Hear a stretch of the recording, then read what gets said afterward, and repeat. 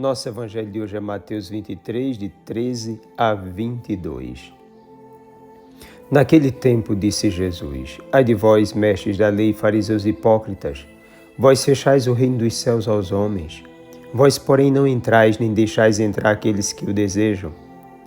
Ai de vós, mestres da lei, fariseus hipócritas, vós percorreis o mar e a terra para converter alguém, e quando o conseguis, o tornais merecedor do inferno 2 vezes pior do que vós. Ai de vós, guias cegos, vós dizeis: se alguém jura pelo templo, não vale, mas se alguém jura pelo ouro do templo, então vale. Insensatos e cegos, o que vale mais, o ouro ou o templo que santifica o ouro? Vós dizeis também: se alguém jura pelo altar, não vale, mas se alguém jura pela oferta que está sobre o altar, então vale. Cegos, o que vale mais, a oferta ou o altar que santifica a oferta? Com efeito, quem jura pelo altar, jura por ele, e por tudo o que está sobre ele. E quem jura pelo templo, jura por ele e por Deus que habita no templo. E quem jura pelo céu, jura pelo trono de Deus e por aquele que nele está sentado. Palavra da salvação. Ai de vós, mestres da lei, fariseus hipócritas, ai de vós, guias cegos. 3 vezes nesse texto, num total de 7, Jesus condena as atitudes dos líderes de Israel. A expressão ai de vós indica um juízo de condenação sobre quem ensina uma coisa e vive outra. Alguém que aparece com uma face e age com outra. O contra-testemunho é uma forma de impedimento à conquista do reino de Deus. É algo que destrói a si e ao outro. O hipócrita procura mudar as pessoas não para Deus, mas para ele, para satisfação pessoal, servindo-se delas em coisas hostis à salvação. A hipocrisia é uma cegueira, é um apagão na fé, na verdade, no amor. É uma espécie de corrosivo que atinge o núcleo da personalidade, tornando a pessoa indiferente ao essencial.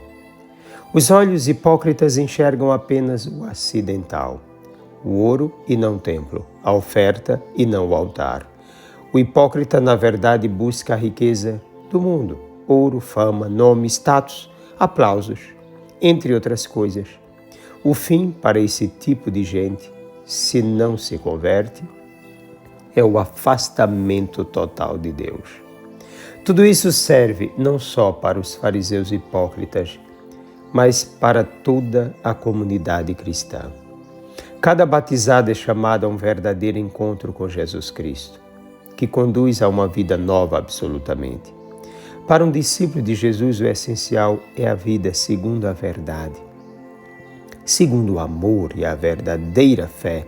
Não qualquer tipo de fé, o mesmo de credo, mas a fé no Deus que é Pai, Filho e Espírito Santo. A fé como adesão da pessoa toda a Deus e a sua obra. Interessante observar, principalmente diante de muitos que dizem crer, que a fé não é a formação de grupos individualistas, radicalistas, formação de guetos fiduciais. Não diz respeito ao uso do nome de Jesus segundo interpretações ideológicas. Quem assim age cria não um ambiente de vida, mas de morte, não de fé, mas de fanatismo. O fanático não crê em Deus, mas em si mesmo. É um manipulador da verdade. Ele abre espaços ao terrorismo. Ele segue diante de suas ideias, ou talvez com interpretações estranhas ao contexto da palavra. Condena todos os que não pensam do jeito dele e manda todos para o inferno. A criação de seitas é já um princípio de fanatismo e, por isso mesmo, de desequilíbrio na expressão da fé, de falta de obediência. O desafio dos discípulos de Cristo é tornar cada vez mais evidente a missão de Cristo na terra, prescindindo de tudo aquilo que não condiz com a vontade de Deus nem com a transformação da pessoa humana. O discípulo de Cristo é visto onde se planta amor e brilha a verdade. onde existe o equilíbrio da fé, onde todos são respeitados, onde o interesse de salvar não se mostra com a máscara do julgamento fanático nem das ideologias do mundo, mas com a capacidade de doar a própria vida, onde não se manda ninguém para a geena, pelo contrário, abraça a morte para salvar o outro. O discípulo deve ser Cristo presente na história, um oásis de salvação no deserto da vida deste mundo.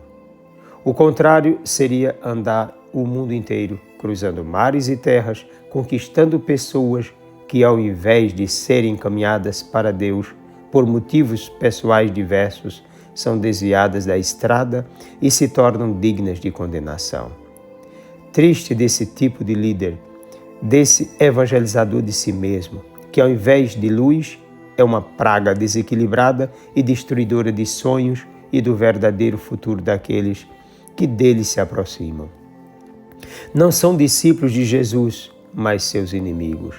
Não se aliaram a Cristo para viver do jeito de Cristo, mas ao diabo pelo pecado, para viver do jeito dele. Discípulo de Jesus Cristo é todo aquele que não tem outro interesse senão de fazer a vontade de Deus e está com Cristo, para viver do jeito de Cristo. Aquele inserido no corpo de Cristo, consciente de sua missão na condição de servo da verdade, amando o próximo sem medo da morte e lutando pela salvação dele, combatendo todo e qualquer tipo de pecado, sendo para ele um tesouro do Altíssimo e transformando-o, ou desejando transformá-lo também num tesouro do Senhor. Desça sobre ti a bênção do Deus Todo-Poderoso, Pai, Filho e Espírito Santo, um forte e carinhoso abraço.